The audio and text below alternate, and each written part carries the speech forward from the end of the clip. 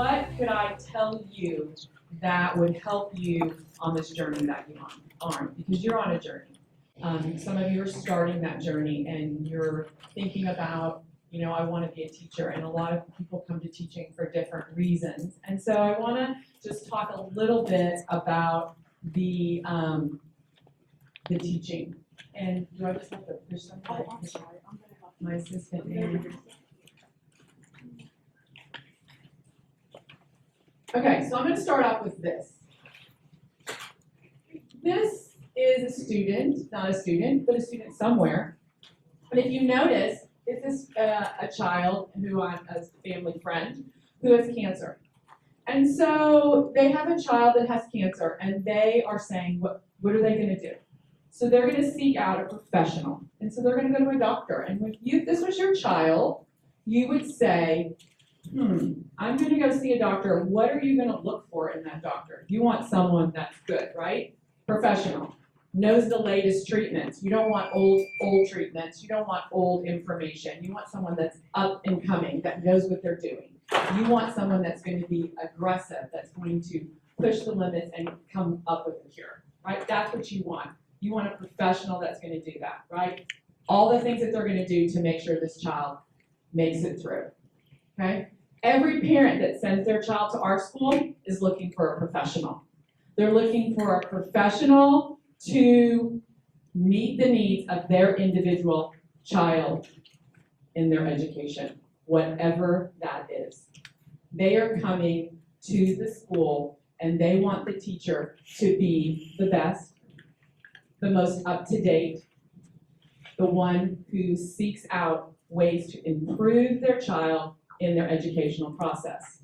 So regardless if you're a doctor or you're a teacher, people are coming to these individuals because they want the best. And so what I want you to do is realize this is a profession. And so I'm going to read this because you're probably not going to be able to see that. Good teachers are born, not made. You might have heard the old maxim and thought of yourself not suited to be a teacher. The main problem with saying is that it's wrong. True, there are those who exhibit confidence and ability to inspire and motivate groups of people. Such people, however, are not necessarily good teachers. They may struggle to plan classes, to explain properly, to assess, and are deficient in a whole range of other necessary skills. They might occasionally provide a stimulating session, but they fly by the seat of their pants.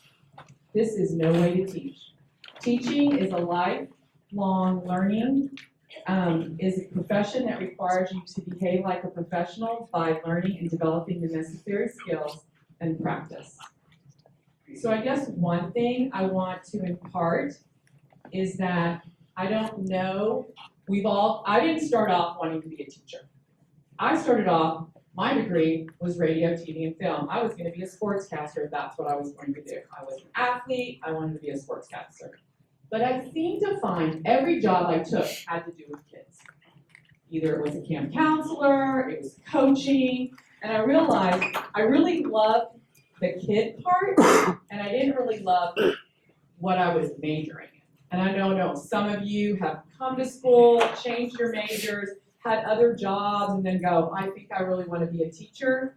So you come to this because you have a passion. Because teaching, you have to be deliberate.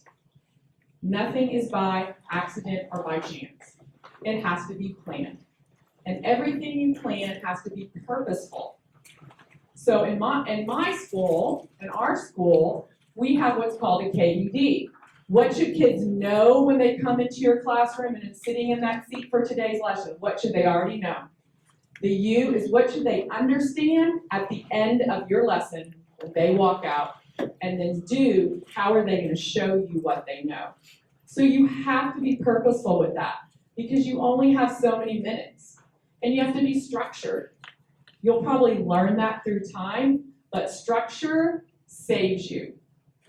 Everything has to be planned. Even in elementary, how are we going to go get water? How are you going to turn in your paper? We as adults go, last time you were in high school, go turn the paper in the basket. You can't say that to a 5-year-old.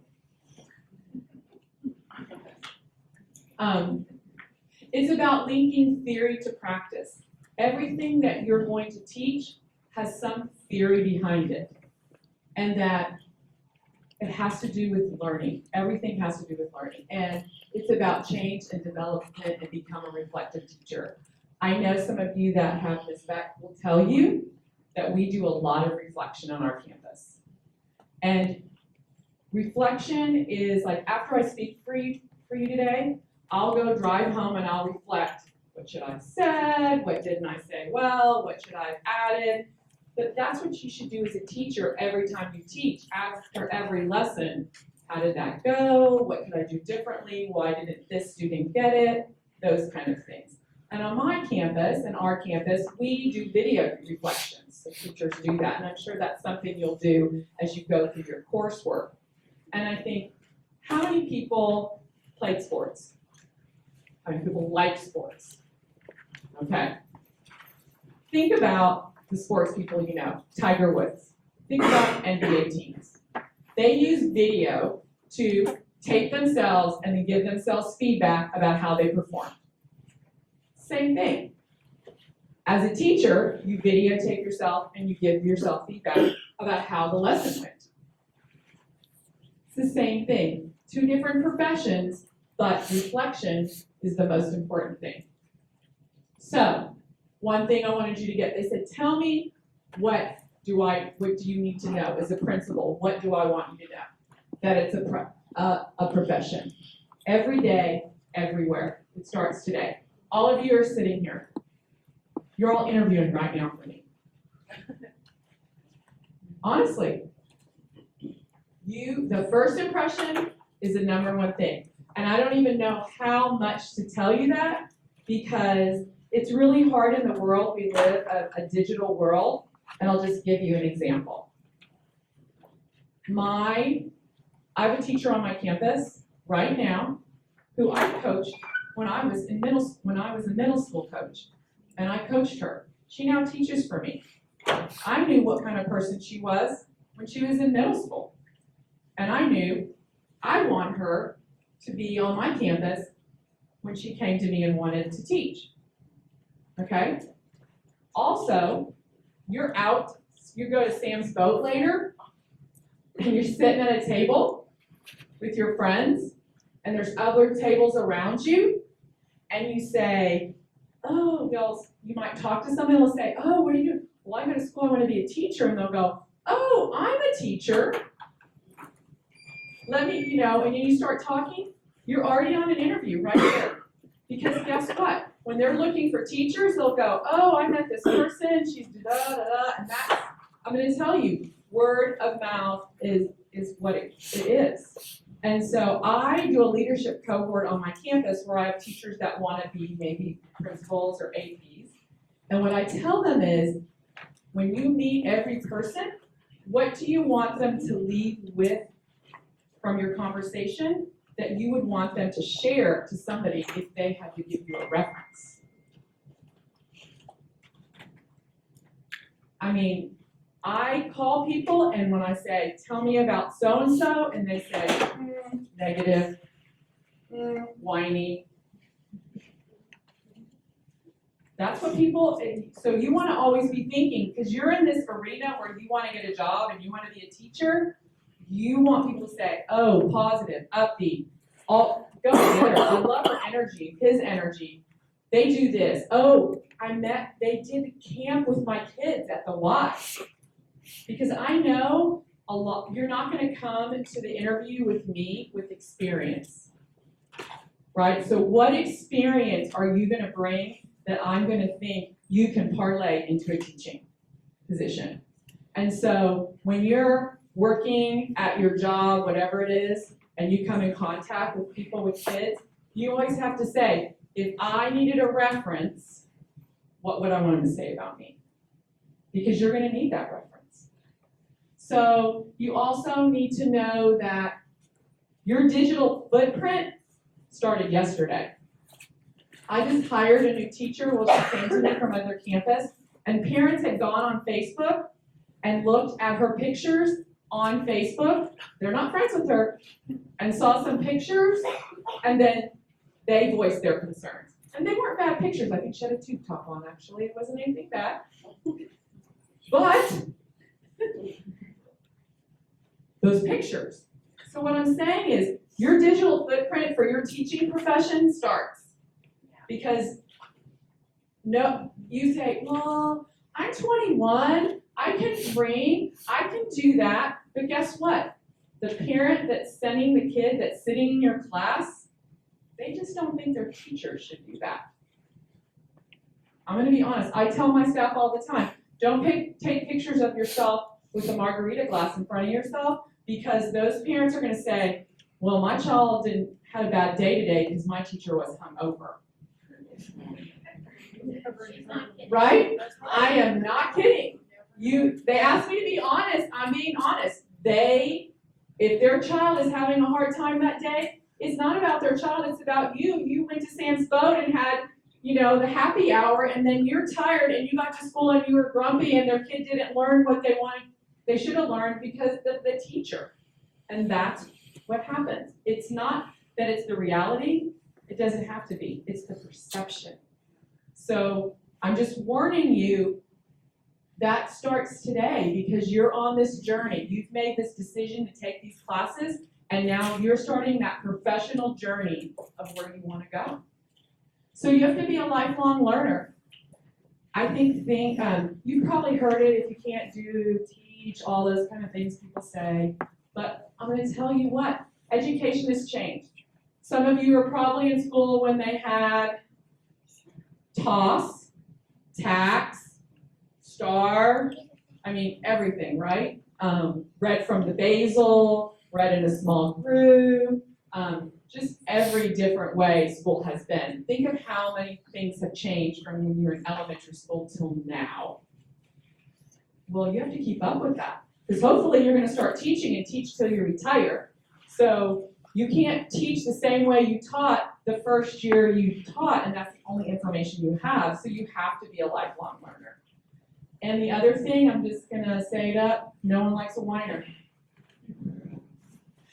It is a hard job, it is a long job, and nobody wants to have a whiner talking about how hard it is. Your team doesn't, your administration doesn't, and your parents don't care. They say, okay, this is what they want. So what I'm saying is positive attitude in your classes that you're taking now. You're going to have to use your professors as a reference. So when they call and there's one job and 20 of you want it, they're going to say, always turn stuff in on time, had a positive attitude, always came with new ideas. You're on the interview right now with every professor that you have at all the college. Birds of a feather flock together. Y'all heard that? So, I know did you share the article about the miracle? Yes. Okay. So, what I'm saying is when you get hired and you get on a campus, there will be people that when you meet with them, all they do is complain. And you probably maybe work somewhere like that now, right? All they do is complain about everything. Oh, they want us to do that. Oh, I can't believe we have to do that. We don't get paid to do that. You know what I'm talking about, right? You have those people. What I'm saying is, if you're sitting with those people doing that, guess what? Everybody thinks you're like that. So when you get your job as a teacher, then you need to move to the group that is the positive group.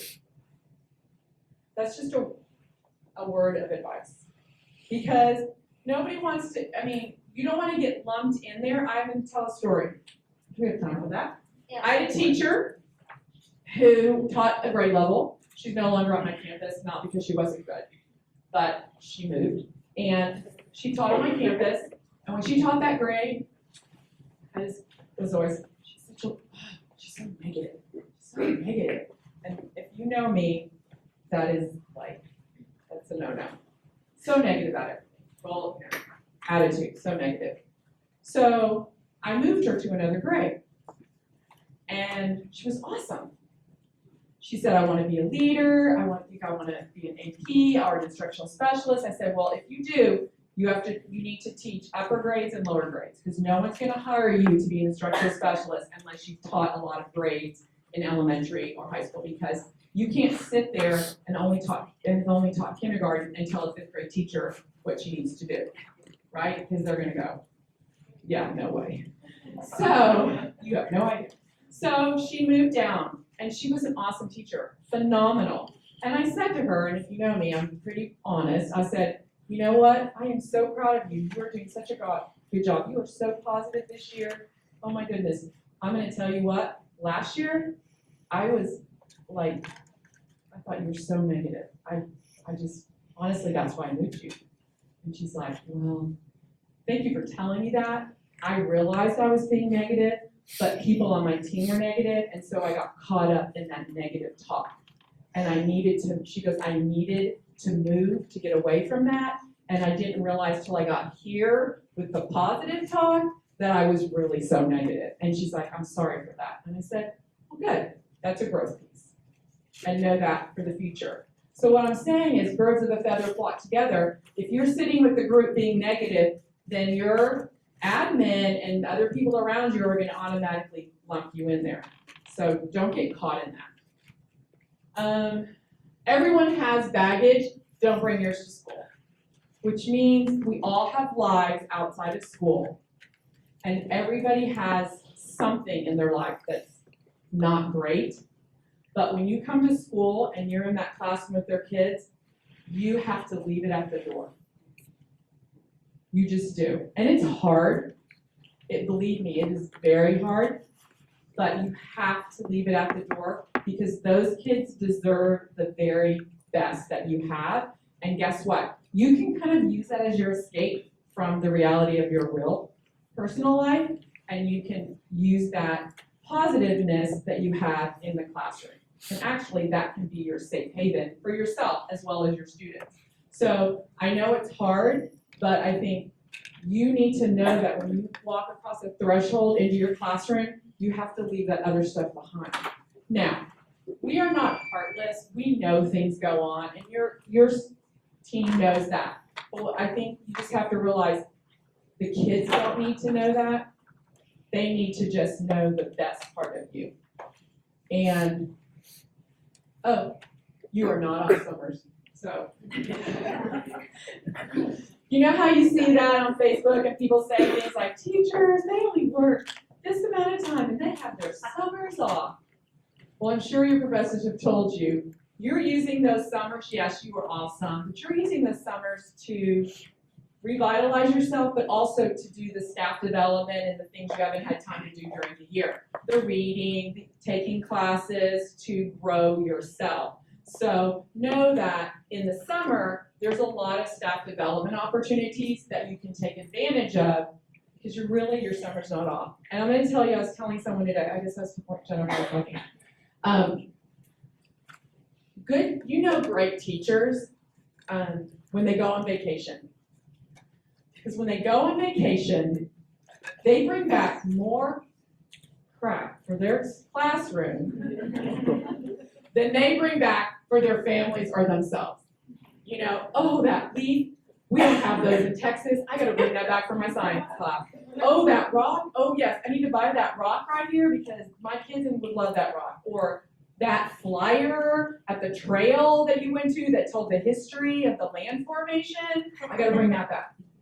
You know good teachers because guess what? They don't teach 8 to 4. They are always thinking about what they're going to teach and what they're going to bring it into them. And they're always cutting out things and laminating it so they can have that picture of that T-Rex that they cut out of National Geographic that they had at home. And what I'm saying is teaching is 24/7, 365 days a year, because if you're really in it, you are in it. And you are always thinking about, oh, can I have some of those cups because I'm doing a science experiment? Oh, butcher, can I have some of those plates because we're doing this in science and I need to dissect something, so I need some of those styrofoam plates? I mean, you're begging from everyone. Don't throw any boxes away because we're going to be building simple machines later and I need some boxes just this size. So what I'm just saying is, as you get into the profession, you're always going to be thinking about what can you bring to the table.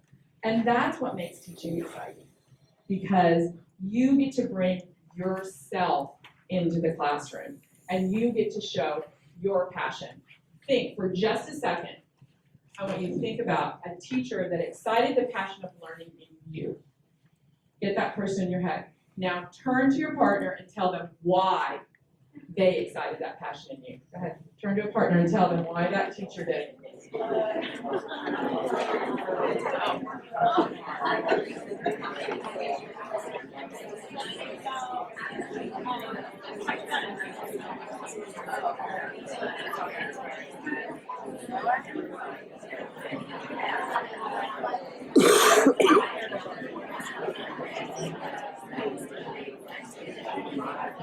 Five, 4, 3, wrap it up, 2, 1. All right, who wants to share out something?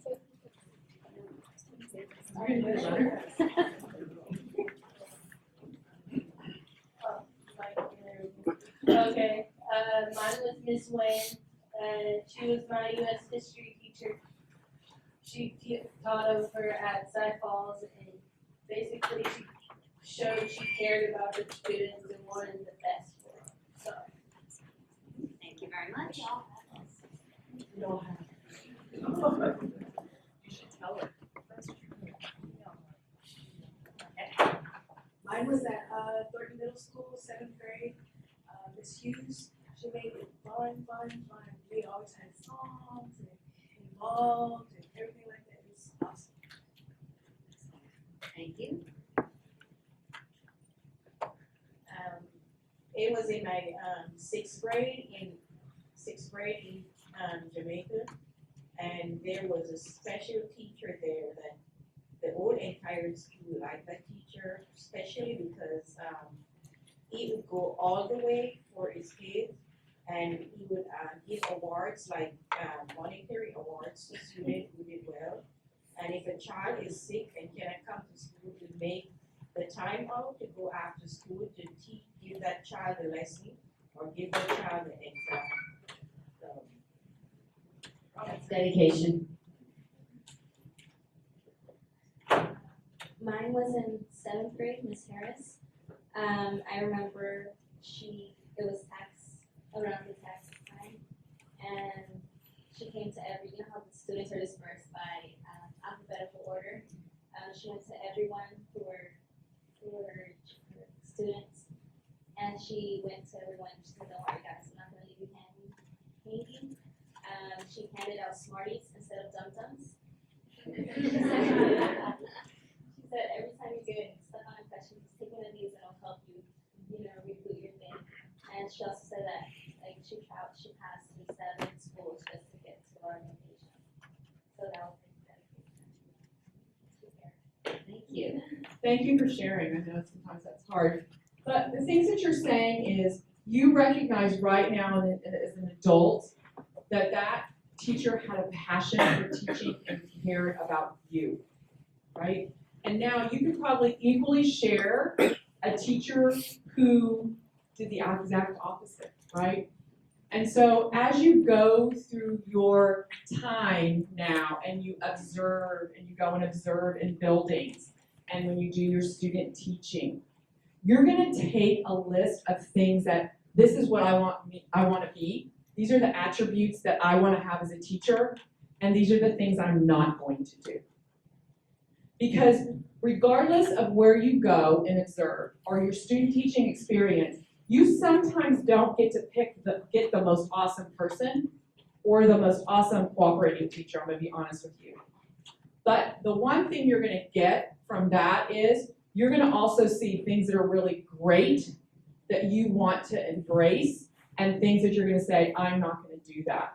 And so you can probably even recall from your own personal experience teachers that you had and how they made you feel, and you want that to happen for you. I can remember in high school I took geometry, and I'm going to tell you, you don't have to be an A student to be a principal, just in case you worry.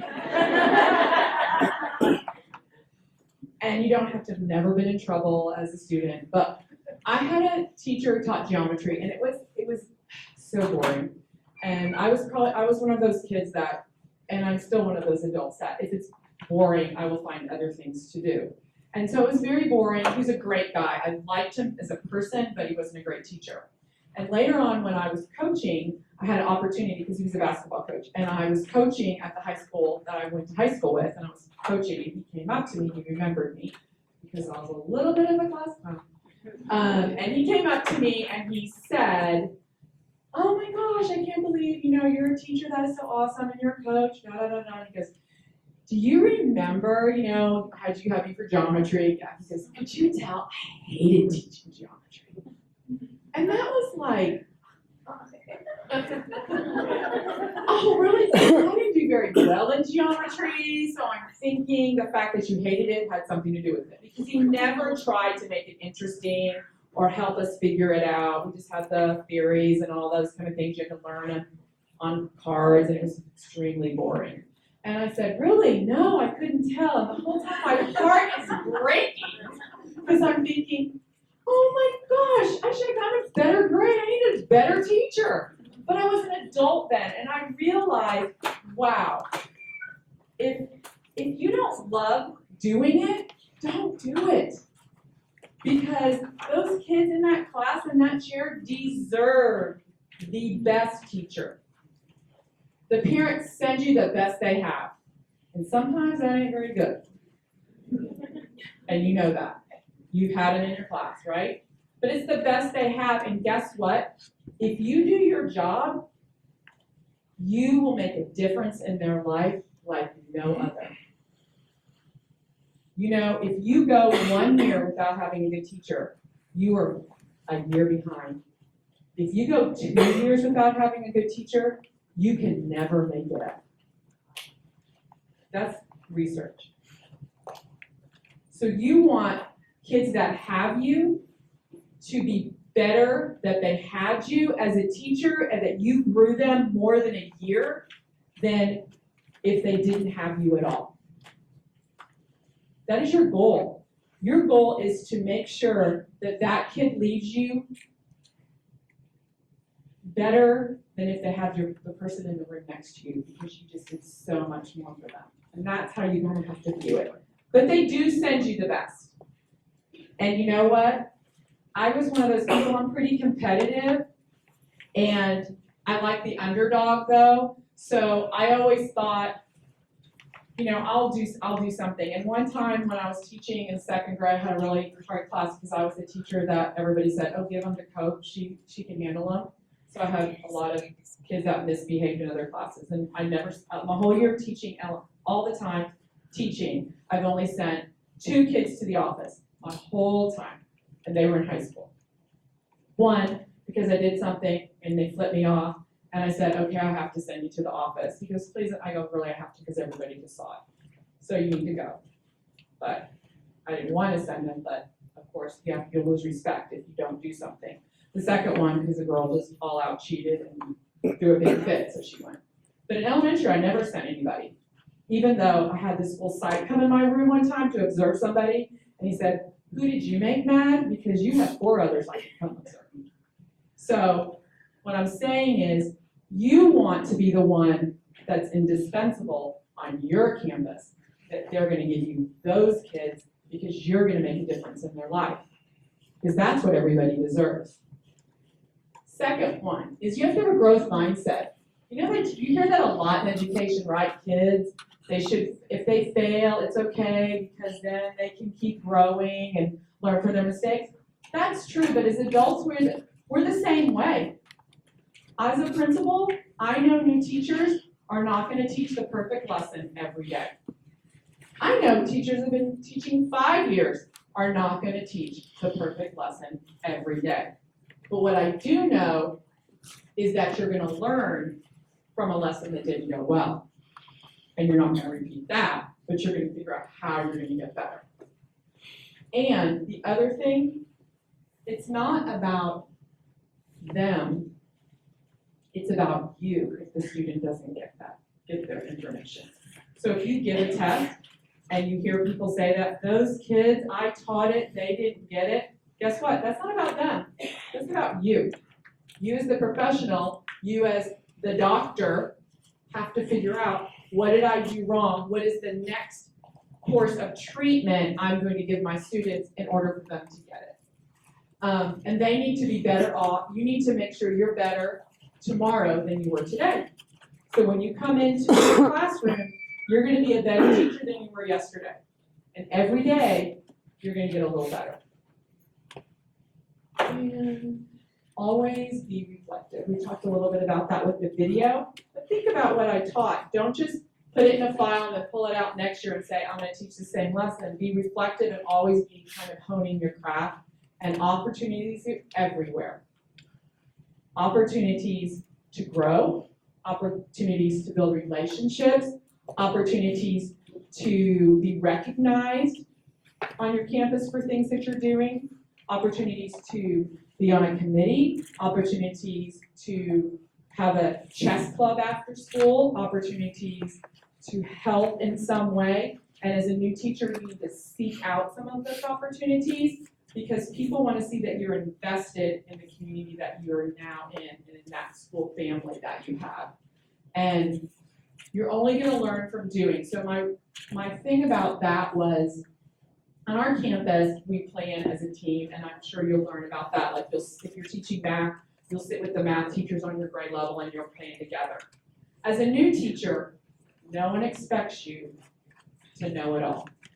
You're like the little sponge. The first 2 months, you're the sponge. You just take in everything. But guess what? People get tired of that. But while you're being the sponge, you could be the person that gets the copies made. I'll take that. The person who makes the anchor chart that we described. I'll make the anchor charts. The person that cuts the die cut.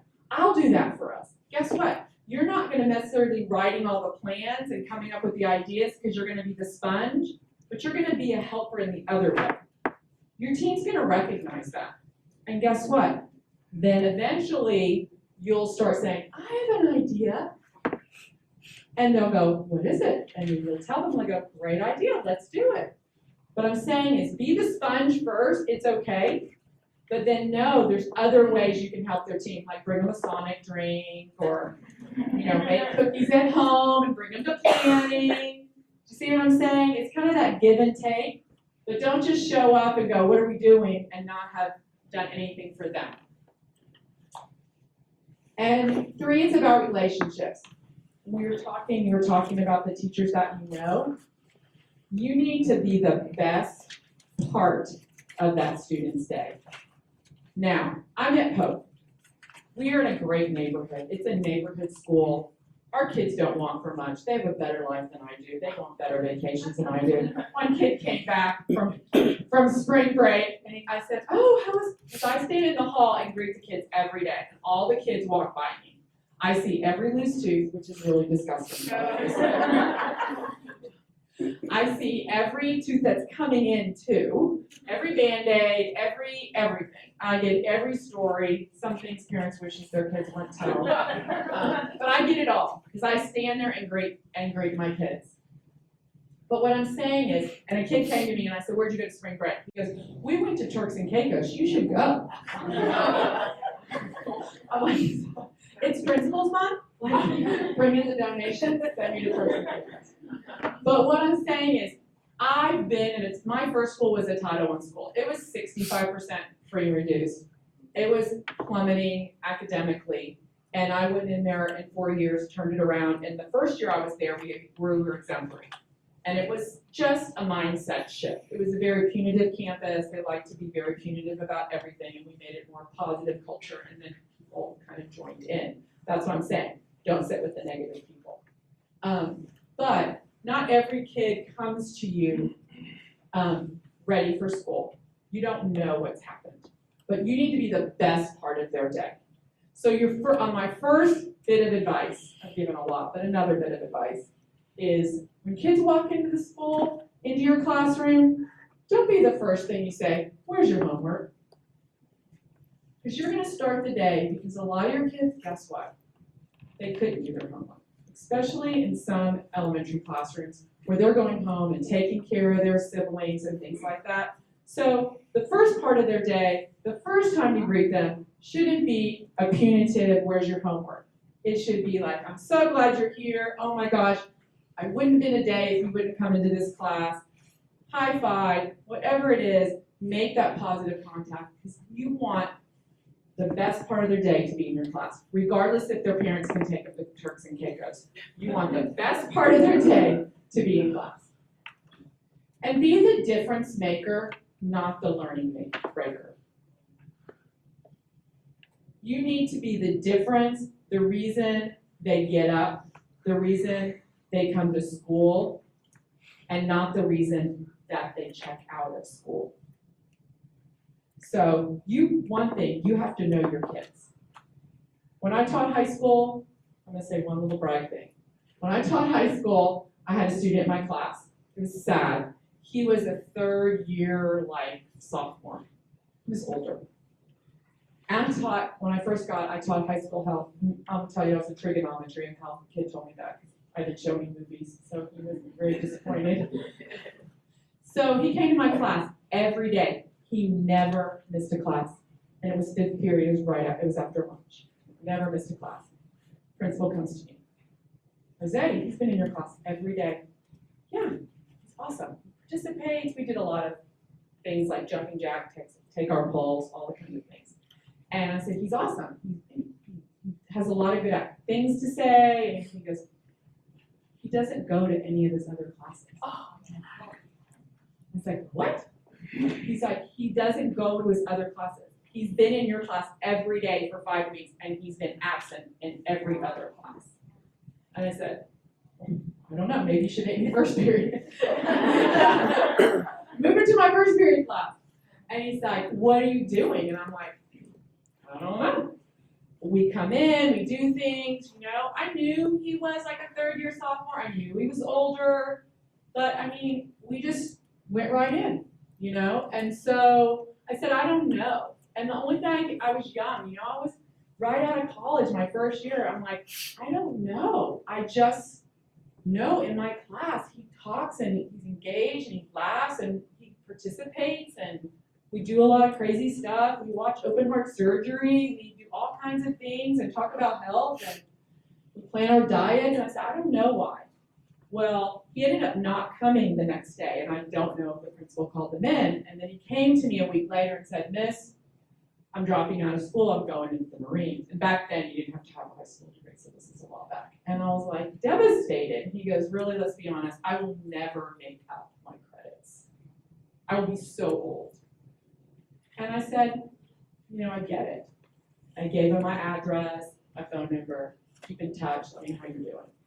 But the reason I'm telling you that story, not to say that I'm all that, what I'm saying is somehow we had built a relationship in that class that made him want to come every day. And somehow those other teachers never made the attempt because when he came into their class, they saw third year sophomore, loser. They needed to look at it as third year sophomore, his savior, is how they needed to view it. And they needed to be the difference maker, not the learning breaker. So when you have kids, if you do secondary, you're going to have those kids in your class. And you need to be the difference to make them make that connection, to want to come to school every day. And if you're in an elementary school that it's really hard and nobody has it in their family, you need to be the person that makes the difference to make them know that they can make it with whatever they want to do. So the other bit of the thing is I'm the principal. And that sounds like, can we talk to her when we're in the building? Can we talk to the principal? Are we in trouble if she calls us in her office? I'll just tell you how I am. I feel like we're all colleagues. We're all in this together. We're all either going to swim together or we're going to sink together, right? We're all in this. I can just as easily pick up a cafeteria table and put it down as the custodian. But when the custodian needs me because we need to turn over the cafeterias because we've had a performance, then guess what? We stack chairs, we do all those things. What you have to do is you have to form a relationship with your administrative team. And I don't mean suck up and do all that. Sonic drinks are always fun.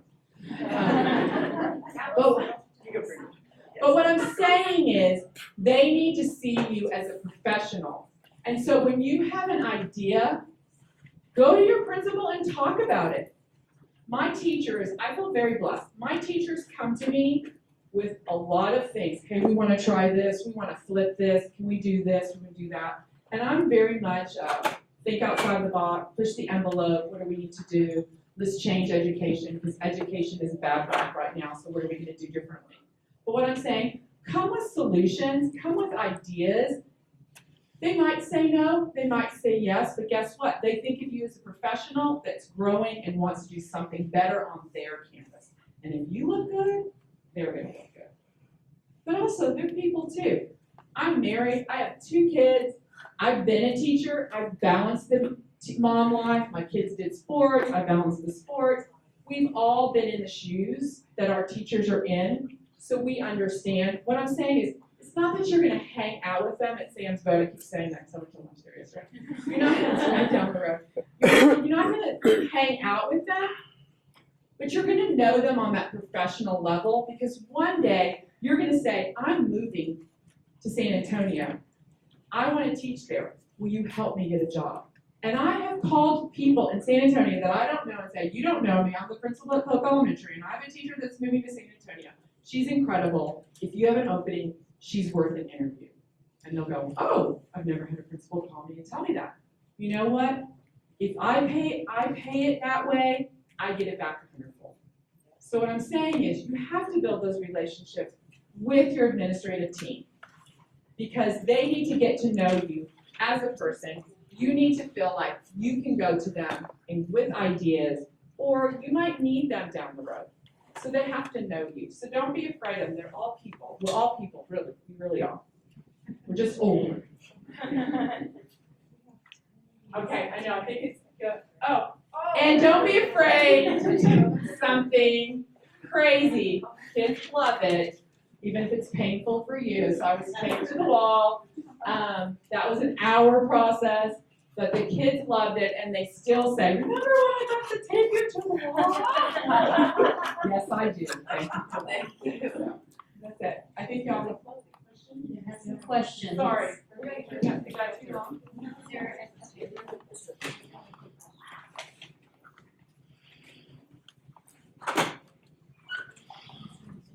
Yeah. I'm good, right? What is your number one expectation for educators? On my campus?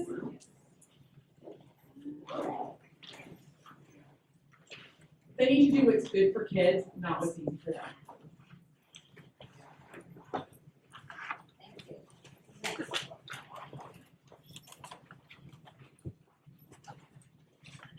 Okay. How should we prepare for an Very good one. Well, you need to be on time. You need to not check it on Facebook while you're sitting in the waiting area. That happened, and then a teacher texts me, the teacher that's waiting to interview with you just checked in on Facebook. Oh, because guess what? Everybody knows everything. And she goes, I thought you'd want to know that. Thank you. You know me too well.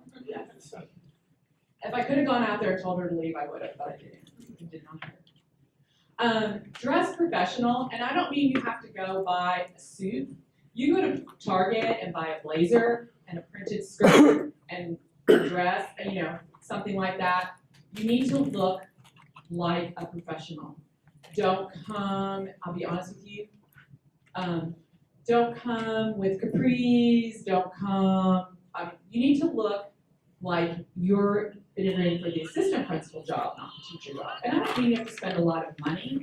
If you're a guy, a button-down shirt with a tie and a nice pair of khakis, clean cut, looks good. I'm just going to use honest truth. I had a music teacher that interviewed with me. She had a nose ring. I didn't hire her. And I'm going to tell you why. Because you have one time to make a first impression. It's not that I'm against nose rings, my daughter has one. But you have one time to make a first impression with me. And so when a parent meets you, they might not like the nose ring. That's the honest truth. And they'll go, she has a nose ring. Then they start like looking for your Facebook page and wondering what else you got. So I'm just saying that if you have tattoos, cover them up when you interview. Can I? Yes. I wanted to interject because Professor Oldham and I were just talking about this when it comes to dress.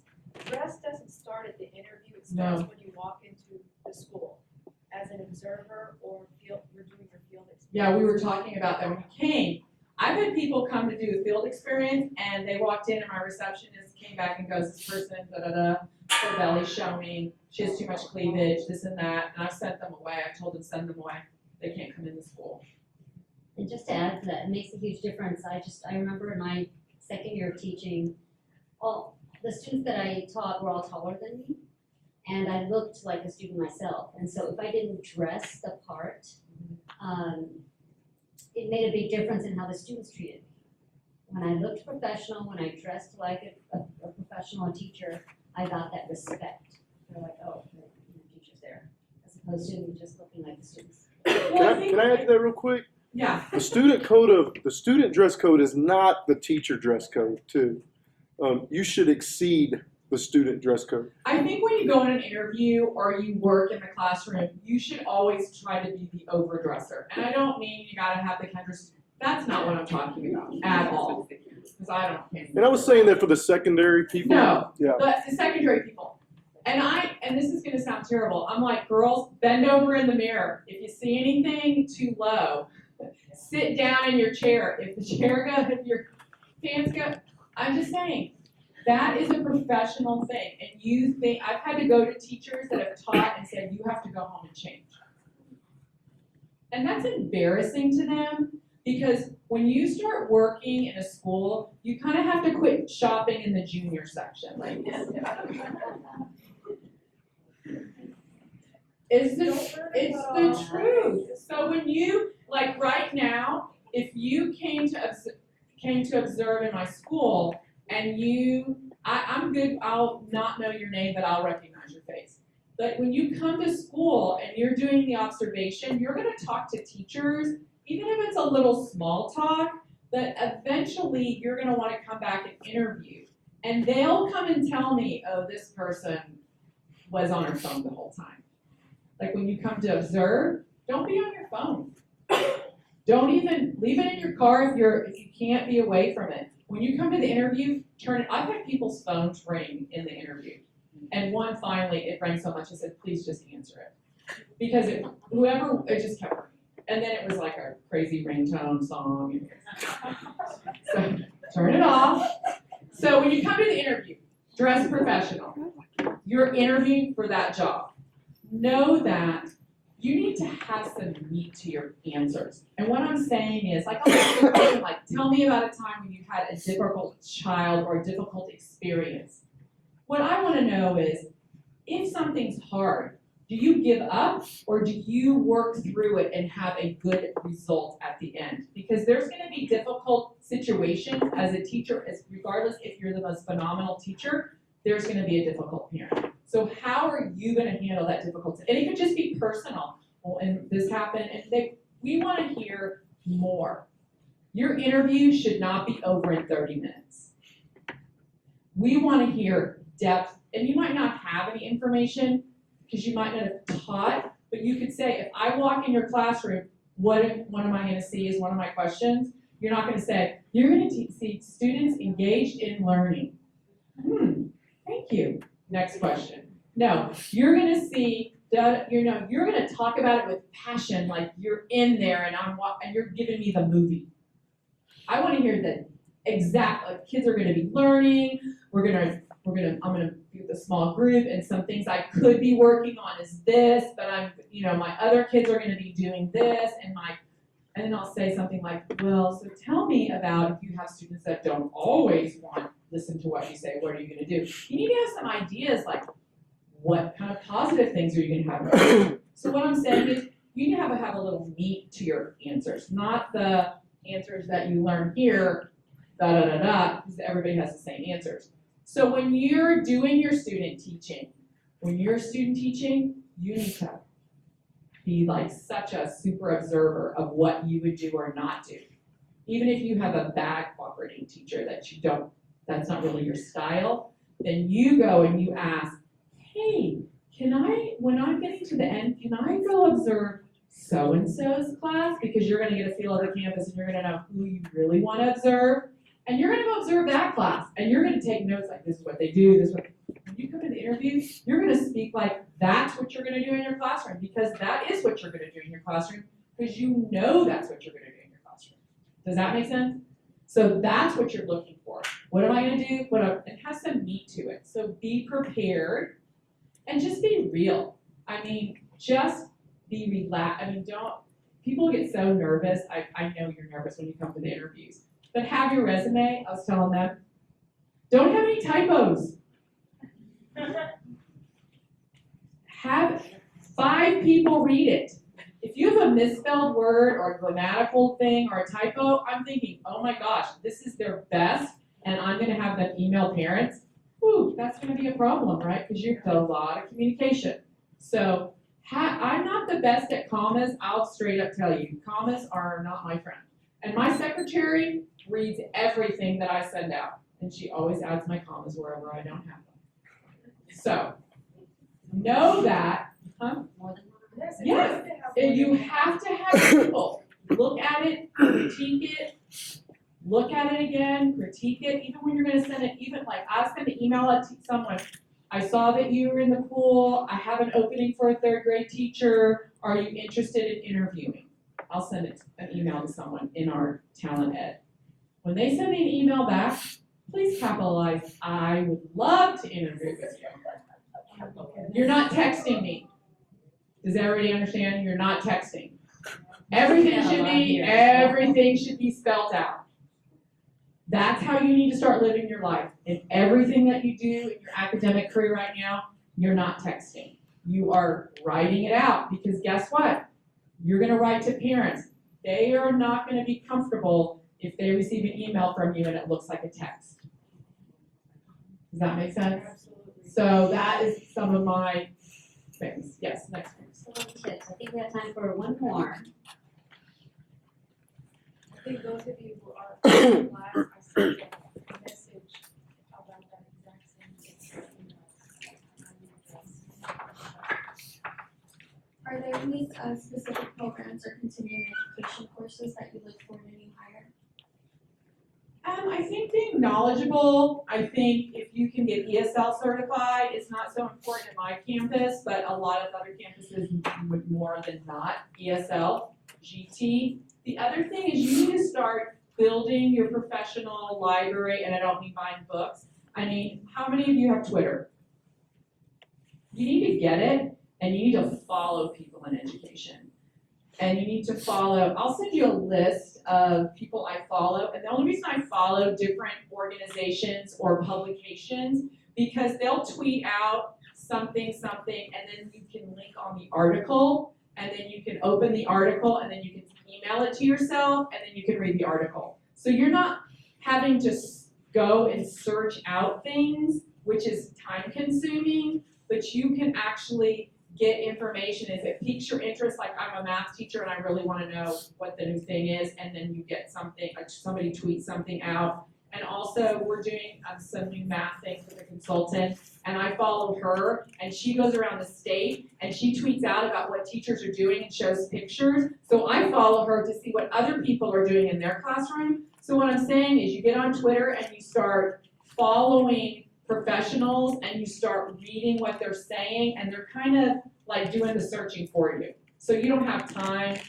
or money to get professional journals or books. You can do a lot that way, and they kind of weed through all the junk, and then they give you the really good stuff. So I would very much start following professional organizations, follow TEA, follow SBEC, follow all those people so you know what's coming, because this is your, right now, I just got a link today where we can go give feedback to the commissioner about upcoming things, and so you take a survey. So what I'm saying is, you need to get involved. This is your profession. You need to speak up, because right now, public education is getting a bad rap.